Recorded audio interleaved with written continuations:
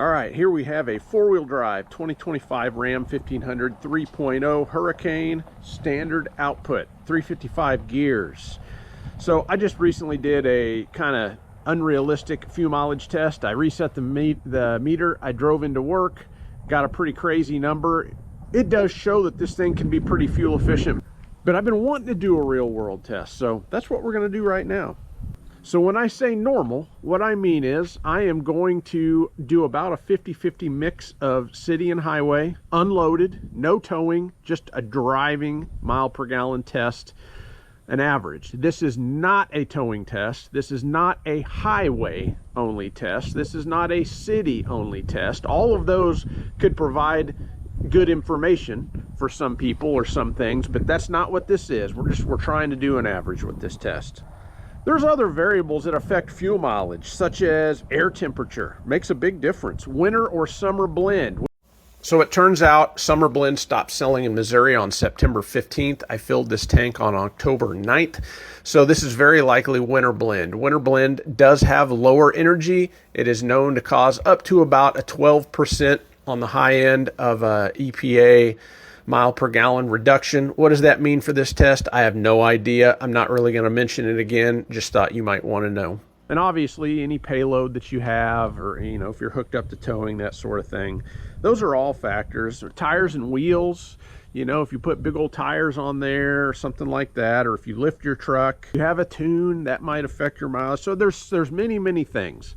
This can't take all of that into account. This can't tell you what you're going to get. It's just going to be a good baseline for what the truck can do with a 50-50 mix. So what I'm going to do here, I'm actually in the middle of the test at the moment. I filled it up. I'm going to show you a little bit of that right now. All right, she just clicked off. I didn't have a whole lot of fuel in there. We only needed a little bit, but we are topped off, and top it off at the end so that we can hand calculate. We've also reset the miles to the gallon meter inside the truck. All right, let's fire it up. Let's reset trip one. Let's reset miles to the gallon. I'm also going to use the trip timer and the miles traveled to give you a mile per hour average of my trip. It's going to tell us something about the type of driving that I did. One other last thing of note, the sticker says this thing should get 19 miles to the gallon with the type of driving we're going to do.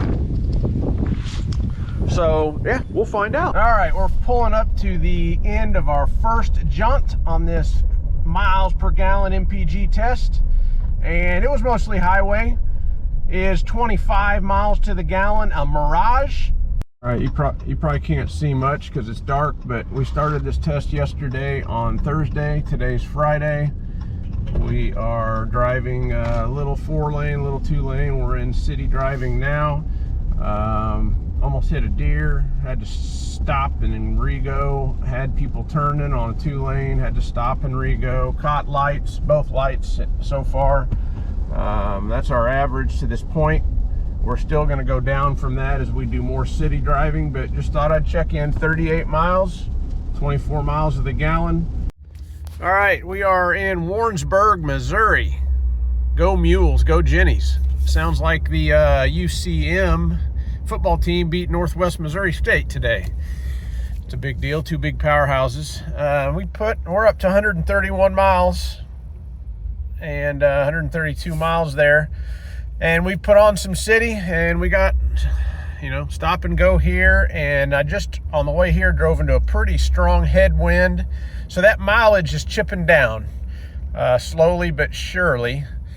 Times like this don't help. And something else I noticed about this truck is the stop-start does not, you always works sometimes, but it has not worked one time on this trip. So I don't know if the stop-start battery is not charged enough or if it's just a fluke.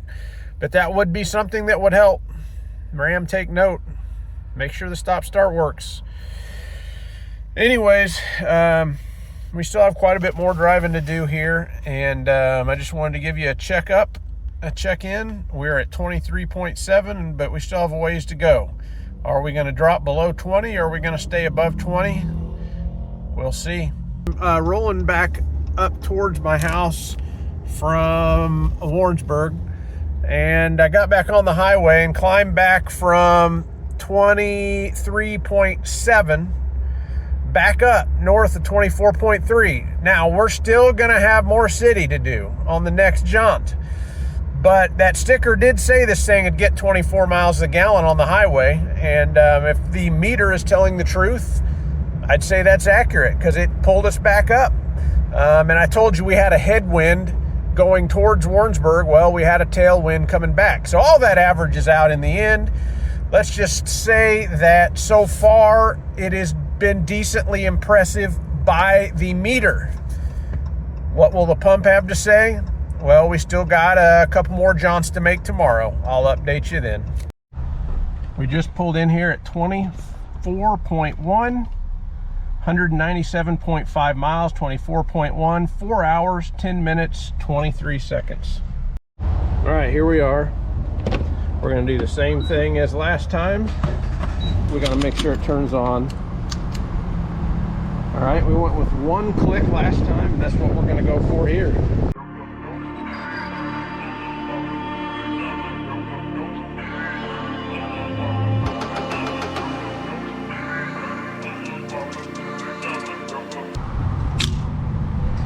All right, there's the click.